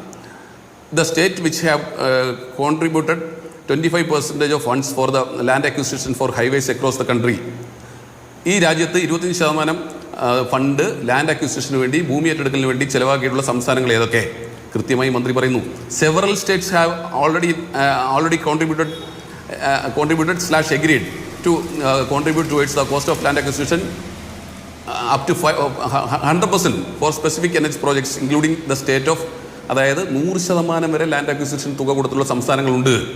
25% കൊടുത്ത കേരളമുണ്ട്, അതുപോലെ തന്നെ ബീഹാറുണ്ട്, തമിഴ്നാടുണ്ട്, കർണാടകയുണ്ട്, ആന്ധ്രയുണ്ട്, പിന്നെ ഒഡീഷയുണ്ട്, പഞ്ചാബുണ്ട്, ഹിമാചൽ പ്രദേശുണ്ട്, വെസ്റ്റ് ബംഗാളുണ്ട്. അങ്ങനെ നിരവധി സംസ്ഥാനങ്ങളുടെ പേരും ആ റഹീമിന് കൊടുത്ത മറുപടിയിലുണ്ട്. താങ്കൾക്ക് ആവശ്യമുള്ള മാത്രം വായിച്ചാൽ പോരല്ലോ. അവിടെ എവിടെയെങ്കിലും എങ്ങനെയാണ് NHAIയുടെ ടോൾ പിരിച്ചത് ഷെയർ കൊടുക്കാൻ കഴിയുക? എന്ത് അടിസ്ഥാനത്തിൽ, ഏത് നിയമത്തിൻ്റെ പിൻബലത്തിലാണ്? താങ്കളൊന്ന് പറയും. താങ്കൾ പാർലമെൻറ്റ് അംഗമല്ലേ? പാർലമെൻറ്റ് പാസ്സാക്കിയ NHAI ആക്റ്റുമായിട്ട് ബന്ധപ്പെട്ട് എങ്ങനെയാണ് അത് കൊടുക്കാൻ കഴിയുക? അപ്പോൾ വസ്തുതാവിരുദ്ധമായ കാര്യങ്ങൾ പറയരുത്. അത് വേറെ ആരെങ്കിലുമൊക്കെ അനിൽകുമാറോ അല്ലെങ്കിൽ അരുൺകുമാറൊക്കെ ഒന്ന് പറഞ്ഞാൽ മനസ്സിലാകും. താങ്കൾ MP ആയിരിക്കുന്ന ആളല്ലേ, ഇത്തരത്തിൽ വസ്തുതാപരമായി സംസാരിക്കണ്ടേ? ആ രീതിയിൽ നിങ്ങൾ ഓരോ പാർട്ടിയെ ഏൽപ്പിക്കുന്ന ദൗത്യമാണ് വക്താക്കൾ ചർച്ചയിൽ വന്ന് പറയുന്നത്. അങ്ങനെ പേരെടുത്ത് പറയുന്നില്ല. ഞാൻ അവസാനിച്ചു. അങ്ങനെ അദ്ദേഹം പറഞ്ഞിട്ട് എനിക്ക് തരുമല്ലോ അല്ലേ? അദ്ദേഹം പറഞ്ഞിട്ട് എനിക്ക് മറുപടി തരാൻ സമയം കിട്ടും ഞാൻ കരുതുന്നു. തീർച്ചയായും. അല്ല, ഞാൻ പറഞ്ഞു തരട്ടെ. അപ്പോൾ ഇവിടെ വസ്തുതാപരമായി കാര്യങ്ങളെക്കുറിച്ച് സംസാരിക്കണം. ഇനി ഈ ആക്ട് വന്നതിന് ശേഷം, ഞാൻ മുമ്പ് ഒരിക്കൽ പറഞ്ഞതാണ്, ഈ ആക്ട് വന്നതിന് ശേഷം ഞാൻ മുമ്പ് സൂചിപ്പിച്ചതുപോലെ 23,000 24,000 രൂപ % കിട്ടുമായിരുന്നെങ്കിൽ ഇപ്പോൾ അത് 12, 14, 15 ലക്ഷമൊക്കെ, അതായത് ഫെയർ വാല്യൂ, നമ്മുടെ ഡിപ്പാർട്ട്മെൻറ്റ് രജിസ്ട്രേഷന് വേണ്ടി ഉപയോഗിക്കുന്ന ഫെയർ വാല്യൂ നേരത്തെ കൊടുക്കുമായിരുന്നെങ്കിൽ ഇപ്പോൾ മാർക്കറ്റ് വില കൊടുക്കുന്ന ഒരു നിയമം വന്നപ്പോൾ, ആ ലാൻഡ് അക്വിസിഷനുമായി ബന്ധപ്പെട്ട് 2013 നിയമം വന്നതാണ് ഇതിന് അടിസ്ഥാനം എന്നുള്ള വസ്തു നമ്മുടെ മുമ്പിൽ നിൽക്കുകയാണ്. അങ്ങനെ ലാൻഡ് എടുക്കുമ്പോൾ സ്വാഭാവികമായും കേന്ദ്ര സർക്കാരിൻ്റെ NHAIക്ക് ഇതിൻ്റെ ബാധ്യത കൂടും. അതുകൊണ്ട് സംസ്ഥാനങ്ങൾ ഇതിൻ്റെ ഷെയർ വഹിക്കണമെന്ന് പറഞ്ഞു. ഞാൻ ശിവദാസിനോടൊന്ന് ചോദിക്കട്ടെ, നിങ്ങൾ 25% കൊടുത്തതിനെ കുറിച്ച് പറഞ്ഞു. ഈ സംസ്ഥാനത്ത് 50% കൊടുത്തിട്ടുണ്ട് ഉമ്മൻചാണ്ടി സർക്കാർ. കൊല്ലം ബൈപ്പാസും അതുപോലെ തന്നെ ആലപ്പുഴ ബൈപ്പാസിൻ്റെയും നിർമ്മാണ പ്രവർത്തനങ്ങൾ തടഞ്ഞു കിടന്നപ്പോൾ നിലച്ചിരുന്നപ്പോൾ സംസ്ഥാന സർക്കാർ കേന്ദ്ര സർക്കാരുമായി സംസാരിച്ച് ഒറ്റ കാര്യം കൂടി ശ്രീ ജ്യോതികുമാർ സമകാലയിലേക്ക് ചോദിക്കുകയാണ്. അതിനുശേഷം നമുക്ക് മറ്റതിലേക്ക് പോകേണ്ടതുണ്ട്. അതിന് മുമ്പ് ഇടവേളയുണ്ട്. ഒറ്റ കാര്യം കൂടി നോക്കൂ. ഇപ്പോൾ സംസ്ഥാന സർക്കാർ 4 വർഷം പൂർത്തിയാക്കിയ അതിന്റെ പ്രോഗ്രസ് റിപ്പോർട്ട് കഴിഞ്ഞ കാലങ്ങളിലേതുപോലെ തന്നെ ജനങ്ങൾക്ക് മുന്നിലേക്ക് വെച്ചിരിക്കുകയാണ്. ഞാൻ നേരത്തെ അതിൽ നിന്നാണ് ദേശീയപാത അടക്കമുള്ള കാര്യങ്ങൾ പറയുകയും ചെയ്തത്. തിരഞ്ഞെടുപ്പ് വർഷമാണ്. ദേശീയപാതയുമായി ബന്ധപ്പെട്ടുണ്ടായ പ്രശ്നം കൃത്യമായി കേന്ദ്ര സർക്കാരിൻ്റെതാണ് എന്ന് പാർട്ടിയും മുഖ്യമന്ത്രിയും അടക്കം വ്യക്തമാക്കുകയും ചെയ്തു. മറ്റു കാര്യങ്ങളെല്ലാം ജനങ്ങൾക്ക് മുന്നിൽ അവതരിപ്പിച്ചുകൊണ്ടാണ് സർക്കാർ പോകുന്നത്. അതാ നേരത്തെ വി ശിവദാസൻ പറയുന്നു, ഇവിടെ ഉണ്ടായിരുന്ന മുഴുവൻ ഡെവലപ്മെന്റൽ പ്രോജക്ട്സിനും എതിരെ നിന്ന ആളുകൾ തന്നെയാണ് ഇതിലും എതിരെ നിൽക്കുന്നത് എന്ന് പ്രതിപക്ഷത്തിന് നേരെ വിരൽ ചൂണ്ടുകയാണ് വാർഷിക ദിനത്തിലും. എന്നോടാണോ? അതെ, അങ്ങോട്ടാണ്. എന്നോടാണോ? ഇവിടെ ട്രാക്ടർ കൊണ്ടുവന്നപ്പോൾ സമരം ഉണ്ടാക്കിയതാര്? ഇവിടെ സ്മാർട്ട് സിറ്റി വന്നപ്പോൾ സമരം ഉണ്ടാക്കിയതാര്? ഇവിടെ കമ്പ്യൂട്ടർ കൊണ്ടുവന്നപ്പോൾ സമരം ഉണ്ടാക്കിയതാര്? തൊഴിൽ ചോദിക്കും കൈകളിലാദ്യം തൊഴിലുകൾ നൽകിയിടൂ എന്നിട്ടാവാം കമ്പ്യൂട്ടർ എന്ന് പറഞ്ഞത് ആരാണ്? ഞാൻ ഈ രണ്ട് സർക്കാരുകളുടെ കാര്യമാണ് പറഞ്ഞത്. ഇത് ഈ ട്രാക്ടറും കമ്പ്യൂട്ടറും ഒക്കെ നമ്മൾ എല്ലാ ചർച്ചയിലും പറയുന്നതല്ലേ? ഞാൻ പറഞ്ഞു വന്നത് ഈ സംസ്ഥാനത്ത് ഞാൻ പറയട്ടെ, താങ്കൾ തോക്കിൽ കയറി വെടിവെക്കണ്ട. ഈ സംസ്ഥാനത്തെ എല്ലാ വികസന പ്രവർത്തനങ്ങൾക്കും എന്നും തടസ്സം നിന്നുള്ളത് ഇടതുപക്ഷമാണ്. ഇടതുപക്ഷം കൊണ്ടുവന്ന് ഇടതുപക്ഷം പൂർത്തിയാക്കിയ ഒരു പ്രോജക്റ്റിനെ കുറിച്ച് നമ്മുടെ ശിവദാസ് എന്ന് പറയട്ടെ. ഇടതുപക്ഷത്തിന്റെ സ്വന്തം ഈ പറഞ്ഞതുപോലെ നാഷണൽ ഹൈവേ ഇടതുപോലല്ല, ഇടതുപക്ഷം ഡിസൈൻ ചെയ്ത് ഇടതുപക്ഷം കൊണ്ടുവന്ന് ഇടതുപക്ഷം ഈ സംസ്ഥാനത്ത് നടപ്പിലാക്കിയ ഒരു പ്രോജക്റ്റിനെ കുറിച്ച് പറയും. ഞങ്ങൾ 100 പറയാം. കഴിയുമോ ശിവദാസെ? വിഴിഞ്ഞം നിങ്ങൾക്ക് നാണമുണ്ടോ ഏറ്റെടുക്കാൻ? ഇപ്പോൾ ഹൈവേ നിങ്ങൾ ഏറ്റെടുക്കുക, നിങ്ങൾക്ക് നാണമുണ്ടോ? ഏത് പ്രോജക്റ്റിലാണ് നിങ്ങൾ ഇടപെട്ടിട്ടുള്ളത്? അദ്ദേഹം അതിന് മറുപടി പറയാൻ സമയം ചോദിച്ചിട്ടുണ്ട്. അതിന് മുമ്പ് ബി ഗോപാലകൃഷ്ണനിലേക്ക് പോകേണ്ടതുണ്ട്. അഡ്വക്കേറ്റ് ബി ഗോപാലകൃഷ്ണൻ, ഈ കമ്പനികളുമായി ബന്ധപ്പെട്ട് വരുന്ന ആരോപണങ്ങൾ ഇത് ആദ്യമല്ല. ഇപ്പോൾ രാഷ്ട്രീയ ആരോപണങ്ങൾ ഉണ്ടായിട്ടുണ്ട്. ഈ കാഞ്ഞങ്ങാടൊക്കെ മണ്ണിടിച്ചതിന്, കാസർഗോഡ് മണ്ണിടിച്ചതിന്റെ പേരിൽ മൈനിങ് ആൻഡ് ജിയോളജി വകുപ്പ് ഏതാണ്ട് 1.25 കോടി രൂപയോളം ഈ കമ്പനിക്ക് നേരെ പിഴയിട്ടിട്ടുണ്ട്. പലയിടങ്ങളിൽ അശാസ്ത്രീയ നിർമ്മാണവുമായി ബന്ധപ്പെട്ട് ജനങ്ങൾ പരാതി പറഞ്ഞിട്ടുണ്ട്. പലയിടങ്ങളിൽ മരണം ഉണ്ടായിട്ടുണ്ട്. അശാസ്ത്രീയമായി കുന്നിടിക്കുമ്പോൾ മണ്ണ് വന്ന് വീണ് ഇതര സംസ്ഥാന തൊഴിലാളികളടക്കം മരിച്ചിട്ടുണ്ട്. ഇങ്ങനെ തോന്നിയ വഴിക്കാണ് നിർമ്മാണം ഉണ്ടാകുന്നത്. ഈ NHAI അതോറിറ്റിയുടെ അവിടുത്തെ എഞ്ചിനീയർമാർ, അവിടുത്തെ ഈ നിർമ്മാണ പുരോഗതി വിലയിരുത്താൻ വേണ്ടി ശമ്പളം വാങ്ങുന്ന മനുഷ്യർ, ഇതൊന്നും കണ്ടില്ല. അവിടെ ജനപ്രതിനിധികൾ വന്ന് മുണ്ടും മാടിക്കെട്ടി നിന്നില്ല എന്ന് പറയുന്ന വിമർശനം ഉന്നയിക്കുമ്പോൾ ശമ്പളം വാങ്ങുന്നവർ എന്ത് ചെയ്യുകയായിരുന്നു എന്നൊരു ചോദ്യം സ്വാഭാവികമായി ഉണ്ടാവില്ലേ? നിങ്ങൾ ചോദിച്ചതിന് ഉത്തരം പറയാം. പക്ഷേ ഈ ജനപ്രതിനിധികൾ വന്ന് മുണ്ടുമടക്കി കുത്തി നിന്നില്ല എന്നതുണ്ടല്ലോ, അത് അക്ഷന്തവ്യമായ അപരാധം തന്നെയാണ്. അതെങ്ങനെയാണെന്ന് വെച്ചാൽ ശിവദാസൻ പറയുന്നത് പോലെ കുഴിയെടുക്കുമ്പോൾ ജനപ്രതിനിധി വരണോ എന്ന് ചോദിച്ചതല്ല. അവിടെ ജനങ്ങൾ സമരം ചെയ്തിരുന്നു. ജനങ്ങൾ അവിടെ ഈ തരത്തിലുള്ള ഒരു സ്ട്രക്ചർ പണിഞ്ഞാൽ അത് ഇവിടുത്തെ മഴയ്ക്കും മഴവെള്ളത്തിനും തടസ്സമുണ്ടാകുമെന്നും ആ സ്ട്രക്ചർ ഒരു കാരണവശാലും നിലനിൽക്കില്ല എന്നും ഗുരുതരമായ പ്രത്യാഘാതങ്ങൾ ഉണ്ടാകും എന്ന് പറഞ്ഞ് ജനങ്ങൾ സമരം ചെയ്തു. ജനങ്ങൾ സമരം ചെയ്യുമ്പോൾ ആ ജനങ്ങളുടെ സമരത്തിൻ്റെ അടിസ്ഥാനം തപ്പുകയും ആ അടിസ്ഥാനം പാർലമെൻറ്റിൽ, അതുകൊണ്ടാണ് ഞാൻ MP പറഞ്ഞത്, നിയമസഭയിലും പാർലമെൻറ്റിലും. കാരണം ലാൻഡ് അക്വിസേഷൻ സംസ്ഥാന ഗവൺമെൻറ്റാണ് ചെയ്യേണ്ടത്, അത് സ്റ്റേറ്റ് സബ്ജക്റ്റാണ്. ആ ലാൻഡ് അക്വിസേഷൻ നടക്കുന്ന സമയത്ത് ഇന്ന വഴി കൂടെ ഇന്ന രീതിയിലാണ് പോകേണ്ടത് എന്ന് പറയേണ്ട ചുമതല സംസ്ഥാന ഗവൺമെൻറ്റിനുണ്ട്. അവിടുത്തെ MP-ക്ക് വേണ്ടി വന്നാൽ പാർലമെൻറ്റിൽ അത് പറയേണ്ട ചുമതലയുണ്ട്. അല്ലാണ്ട് മുണ്ടുമാടിക്കുത്തി നിൽക്കണം. ഈ മുണ്ടുമാടിക്കുത്തി നിൽക്കുന്ന മാടമ്പി സ്വഭാവം മാത്രമേ CPM-കാർക്ക് അറിയുള്ളൂ. നാട്ടിലെ ജനങ്ങളുടെ രോദനവും വിഷമവും പ്രയാസവും ജനങ്ങൾ പറയുമ്പോൾ അത് കേൾക്കാതെ നടന്നിട്ട് എന്തെങ്കിലും റീല് മാത്രം എടുക്കാൻ നടന്നിട്ട് കാര്യമില്ല. ഇപ്പം മരുമോൻ പറയുന്നുണ്ടല്ലോ, ഞാൻ ഇനി റീലെടുക്കും, വികസനവും നടക്കും, റീലും നടക്കും. റീലെടുത്തോ, പക്ഷേ മുഖ്യമന്ത്രിയുടെ മരുമകനായ പൊതുമരാമത്ത് വകുപ്പ് മന്ത്രിയും എന്നൊക്കെ പറയുന്നത് ശരി എന്ന് വിചാരിക്കാം. മരുമകൻ എന്ന ഏകപക്ഷീയമായി വിശേഷിപ്പിക്കലൊന്നും ഒരു നല്ല ചർച്ചാ രീതിയല്ല കേട്ടോ. അദ്ദേഹത്തിന്റെ സ്ഥാനം മരുമകൻ എന്നുള്ളതല്ല, സംസ്ഥാനത്തെ പൊതുമരാമത്ത് വകുപ്പ് മന്ത്രി എന്നുള്ളതാണ്. ബഹുമാനപൂർവ്വം സംസാരിക്കണമെന്ന് ബഹുമാനപൂർവ്വം ഓർമ്മിപ്പിക്കുന്നു. എന്നാ നമുക്ക് അല്ല, ഇതിലിപ്പോൾ വലിയ അപമാനമൊന്നുമില്ലെന്ന് അങ്ങേരെ ഞാൻ മരുമകനല്ലാന്നൊന്നും പറഞ്ഞിട്ടില്ല. എല്ലാ സമയത്തും ഞാൻ മുഖ്യമന്ത്രിയുടെ മരുമകൻ തന്നെയാണ് എന്നുള്ളതൊരു യാഥാർത്ഥ്യവുമാണ്. അങ്ങനെ ഒരു ചോദ്യവും ഉത്തരവും സംസ്ഥാനത്തെ ഒരു മന്ത്രി അഭിമുഖീകരിക്കേണ്ടി വരുന്ന സാഹചര്യം പോലും മനസ്സിലാവുന്നില്ല. അങ്ങനെയല്ല അദ്ദേഹത്തെ വിശേഷിപ്പിക്കേണ്ടത്. ഇപ്പോൾ മുഖ്യമന്ത്രിയുടെ മരുമകനായ പൊതുമരാമത്ത് വകുപ്പ് മന്ത്രിയും എന്ന് പറയുമ്പോൾ അങ്ങനെയും വിമർശനം ഉന്നയിക്കേണ്ടതാണ്. എന്നാലും ശരിയെന്ന് വെക്കാം. പക്ഷെ മരുമകൻ എന്ന ഏകപക്ഷീയമായി അല്ലെങ്കിൽ ആ ഒരൊറ്റ വാക്കുകൊണ്ട് അദ്ദേഹത്തെ അഭിസംബോധന ചെയ്യരുത്, അത് മാന്യമല്ല. ശരി, നിങ്ങൾ പറയുന്നതനുസരിച്ച് നമുക്ക് റിയാസ് എന്ന് പറയാം. പൊതുമരാമത്ത് മന്ത്രി റിയാസ് എന്താ പറഞ്ഞെന്നുള്ളത് നിങ്ങൾ എഴുതി കാണിക്കുന്നുണ്ട്. റീൽസ് ഇനി തുടരും. റീൽസ് തുടർന്നോട്ടെ, അത് ആ വിള്ളലുള്ള ഭാഗത്ത് പോയിട്ട് എടുക്കണം. ആ വിള്ളലുള്ള ഭാഗത്ത് പോയിട്ട് ഇത് ഞങ്ങളുടെ റോഡാണ്, ഇവിടെ വിണ്ടുപോയി എന്ന് പറയാൻ തയ്യാറാവണം. അതല്ലാതെ മിനുസമുള്ള സ്ഥലത്ത് പോയിട്ട് ഇത് അമേരിക്കൻ സ്റ്റൈൽ റോഡ് പിണറായി ഉണ്ടാക്കിയതാണ് എന്ന് പറയരുത്. അങ്ങനെ പറയുമ്പോഴാണ് മരുമകനോ അമ്മാവനും അമ്മായിയപ്പനും എന്നൊക്കെ പറയുന്നത്.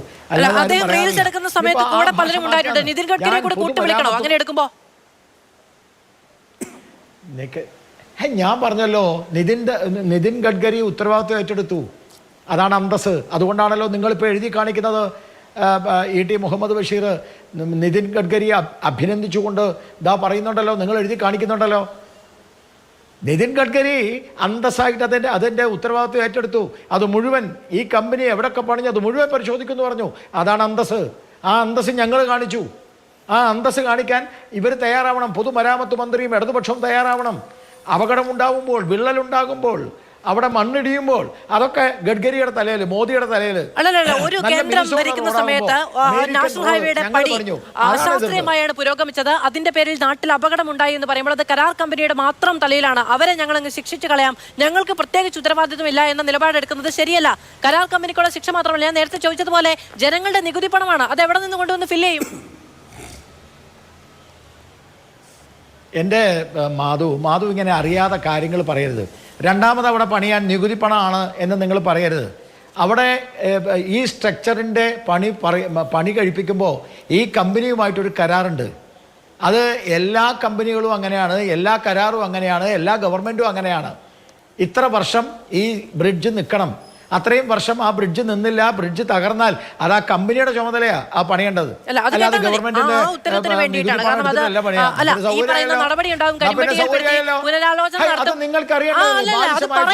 അത് പറയാൻ ഇതുവരെ തയ്യാറല്ല.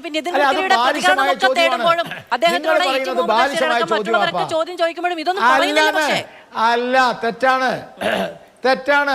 അല്ല, കരാർ കമ്പനിക്കാർ, ഏത് കരാർ കമ്പനിക്കാരായാലും ആ കരാർ കമ്പനിക്കാർക്ക് ഒരു കരാറുണ്ട്.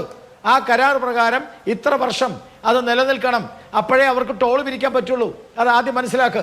ടോൾ പിരിക്കണമെങ്കിൽ ആ റോഡിൻ്റെ സേഫ്റ്റിയെ ബേസ് ചെയ്തുകൊണ്ടാണ് ടോൾ പിരിക്കുക. അപ്പൊ ടോൾ പിരിക്കുമ്പോൾ ആ റോഡിന്റെ സേഫ്റ്റിയെ നോക്കേണ്ട ചുമതല ആ കമ്പനിയുടേതാണ്. അതേപോലെ തന്നെ നിർമ്മാണം പൂർത്തിയായിട്ടാണ് ടോൾ പിരിക്കേണ്ടത് എന്ന് കൂടി ഉണ്ടാകുമല്ലോ. ഞാൻ നേരത്തെ എടുത്ത് ഓരോ സ്ഥലങ്ങളായി പറയുന്നുണ്ടായിരുന്നു. നിർമ്മാണം പൂർത്തീകരിച്ച് സുഗമമായ യാത്ര ഉറപ്പാക്കിയതിന് ശേഷമല്ല. അതന്നെയാണ് അവസ്ഥ. നിങ്ങളെ മാധു, നിങ്ങള് എത്ര സ്ഥലം എടുത്താലും എല്ലാ സ്ഥലത്തും ഇതാ. പിന്നെ ഒരു കാര്യം ഞാൻ പറയാം, എല്ലാ കാലഘട്ടത്തിലും ഞാൻ പറഞ്ഞ നിങ്ങളൊരു കാര്യം ചെയ്യാം, നാഷണൽ ഹൈവേ വേണ്ടാന്ന് വെക്കാം. നമുക്ക് നാഷണൽ ഹൈവേ കേരളത്തിൽ വേണ്ട, അങ്ങനെ വെക്കാൻ പറ്റുമോ? എവിടെയാണോ അപകടം ഉണ്ടായത്, എവിടെയാണോ വിള്ളലുണ്ടായത്, എവിടെയാണോ അതുമായിട്ട് ബന്ധപ്പെട്ട പ്രശ്നം ഉണ്ടായ ആരും തരുന്ന ഔദാര്യമൊന്നുമല്ല. നിങ്ങൾക്ക് ഇഷ്ടമില്ലെങ്കിൽ വേണ്ട എന്ന് വെക്കാൻ വേണ്ടിയിട്ടല്ല സംസ്ഥാനം ഈ പറയുന്ന സർക്കാരുകളെ അധികാരത്തിലേറ്റുന്നത്. നിങ്ങൾക്ക് ഇഷ്ടമല്ലെങ്കിൽ വേണ്ട എന്ന് വെക്കാൻ വേണ്ടിയല്ല. ഇത് ഔദാര്യമല്ല, ആരുടെയും ദയയും ദാക്ഷിണ്യവും ഭിക്ഷയും ഒന്നുമല്ല എന്നുള്ളത് ഓർമ്മിപ്പിക്കുന്നു. ശ്രീ വി ശിവദാസൻ, അങ്ങേക്ക് കുറച്ച് സമയം വേണമെന്ന് ആവശ്യപ്പെട്ടിരുന്നു. അല്ല, ഞാനൊന്ന് തീർത്തോട്ടെ, പറഞ്ഞതിന് മറുപടി എന്ന് പറഞ്ഞോട്ടെ. എന്നാ പിന്നെ നിങ്ങൾ വലിയ വാചകം അടിക്കണ്ട. 5-6 ദിവസമായി നാഷണൽ ഹൈവേയിലെ വിള്ളലിന്റെ പരിഹാരമുണ്ട്. ആ പരിഹാരം ചെയ്യും. ആ പരിഹാരം പോരെ, പിന്നെ എന്ത് ചെയ്യണം?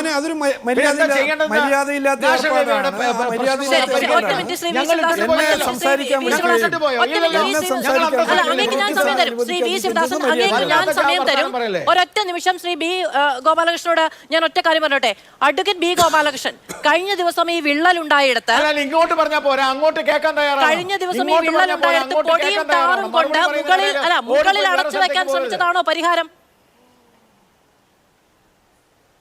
അല്ലെന്ന് നിങ്ങൾ പറയുന്ന പരിഹാരം ചെയ്യാം. മാതൃഭൂമി പറ പരിഹാരം, ആ പരിഹാരം ചെയ്യാം.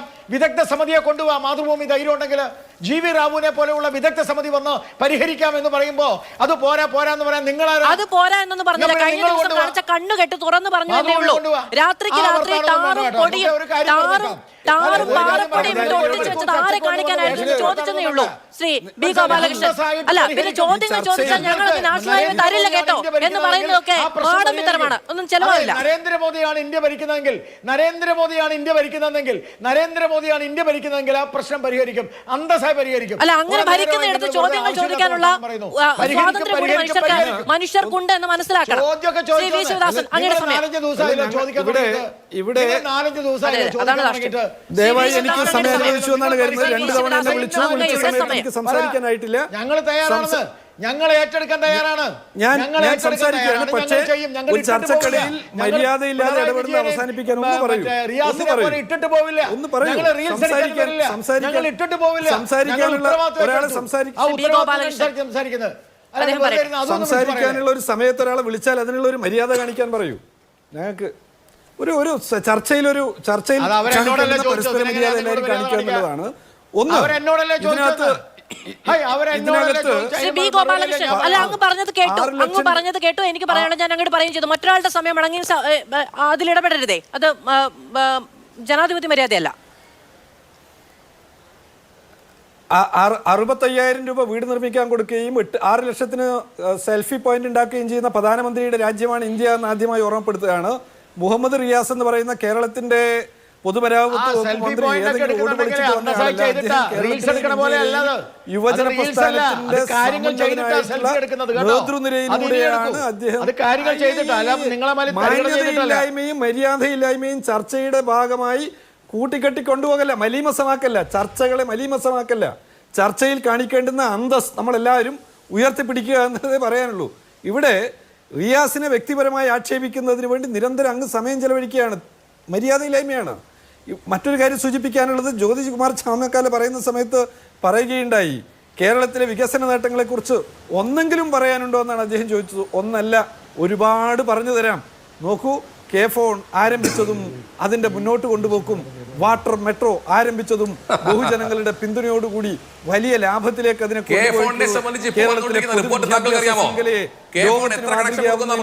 ശക്തിപ്പെടുത്തിയിട്ടുള്ളത്, കേരളത്തിന്റെ ആരോഗ്യ മേഖലയിൽ നടത്തിയിട്ടുള്ള 88,070 കോടി രൂപയുടെ കിഫ്ബി ഇൻവെസ്റ്റ്മെന്റ്, അതിനപ്പുറത്ത് ഈ ഗവൺമെന്റ് പറയാൻ വൈറോളജി പാർക്ക്, ഇങ്ങനെ അയ്യോ മര്യാദയില്ലായ്മ മനസ്സിൽ കൊണ്ടു നടക്കുമ്പോണ്ടാകുന്ന പ്രശ്നമാണ്. ഞാൻ അങ്ങയോട് ഇങ്ങനെയുള്ള വർത്താനം പറയാൻ ഞാനില്ലല്ലോ, ഒരിക്കൽ പോലും അങ്ങയോട് ഞാൻ പറഞ്ഞില്ലല്ലോ. അങ്ങയുടെ സമയത്ത് അങ്ങ് സംസാരിച്ചോളൂ, അങ്ങയോട് സംസാരിക്കാൻ ഞാനില്ല. പക്ഷേ ഞാൻ സംസാരിക്കുന്ന സമയത്ത് ഏതൊക്കെ മേഖലകളിൽ ഏതൊക്കെ വകുപ്പുകളിൽ എന്തൊക്കെ പരിഷ്കരണങ്ങൾ നടപടികൾ എന്നത് വ്യക്തമാക്കിക്കൊണ്ടുള്ള ഉള്ള പ്രോഗ്രസ് റിപ്പോർട്ടാണ് പുറത്തിറക്കിയിരിക്കുന്നത്. ദേശീയപാത വിവാദം വലിയ തോതിൽ ഇനി വരും ദിവസങ്ങളിലും, കാരണം മഴ പ്രവചിക്കപ്പെട്ടിരിക്കുന്നു. 2-3 ദിവസത്തിനുള്ളിൽ കാലവർഷം സംസ്ഥാനത്തേക്ക് എത്തും. അതോടുകൂടി ഈ പറയുന്ന ബലഹീനതയുള്ള നിർമ്മാണ പ്രവൃത്തിയാണ് നടപ്പിലായത് എങ്കിൽ അതിന്റെ കൂടുതൽ കാഴ്ചകൾ ഇന്നും കാണാൻ കഴിഞ്ഞതുകൊണ്ടാണ് അങ്ങനെ കാണേണ്ടി വരുമോ എന്ന ആശങ്ക പങ്കുവെക്കുന്നത്. അങ്ങനെയാണെങ്കിൽ ഈ വിവാദം ഇനിയും തുടരും. വളരെയധികം നന്ദി. Palace welcome.